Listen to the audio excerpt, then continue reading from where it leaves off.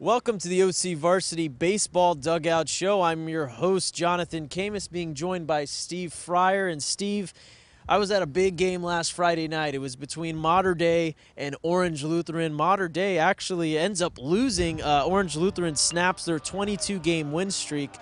Maybe an upset, if you will. You know, Orange Lutheran's still a very, very, very good team in our top 10.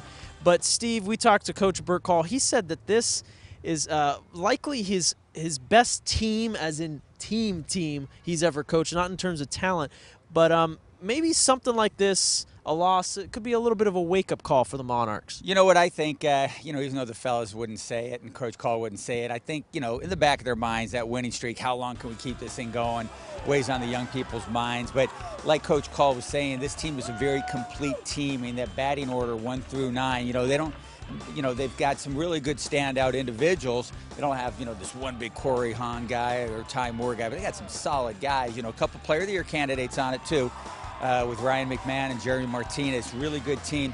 And the thing that I really like about this team is, when you kind of hang out with them a little bit and you watch them play and you watch the way they go about their business, is that, it's a confident but not cocky group. Yeah, they're pretty good.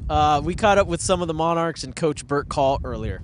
As a competitor, you always want to win and you want to do your best, and you're always striving to win all your games. But, I think by thinking over the weekend and stuff, and I think this may help us to be re-energized and refocused as we go in the playoffs, and the guys understanding that anything can go, little breaks here and there and little things can matter in a game, and I think this will help our concentration as we move into the playoffs. You never want to lose any games, but I think it's a good reality check. I mean, we started, I wouldn't say cocky, but we were like, man, are we ever going to lose? That kind of deal. But that's a good reality check. Keep us ambitious, keep us wanting to win more. I wouldn't say it was something we want to happen, but it's not bad that it happened. We're going to get refocused this week in practice and come out strong against J. Sarah and get ready for the playoffs. Division I's got great talent. Many teams, Harvard Westlake, phenomenal team. I saw Fountain Valley's up there, and that's my local high school. So actually that would be one team I've seen their records pretty well, and so that's actually where I would have gone to school. So I wouldn't mind playing Fountain Valley from there. All right, thanks to the Monarchs for those interviews. And Steve, the playoffs are next week already, man. We're getting towards that time, and you have 3 games on the docket this week that look kind of special. Yeah, these are sort of like Tuesday, Thursday things. They play each other on Tuesday, and then Thursdays we finish up here the regular season this week, playoffs next week. San Clemente Aliso Niguel, that's a really good matchup there in the CVU League for 2 days worth of it. San Clemente, kind of, a team that's maybe more of a surprise than any team. They're really good. You see them play, they look kind of average, but man, those guys know how to win baseball games.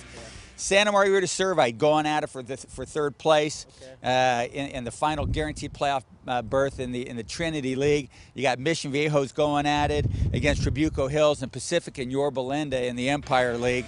As everybody's trying to get in position, finishing second or third place.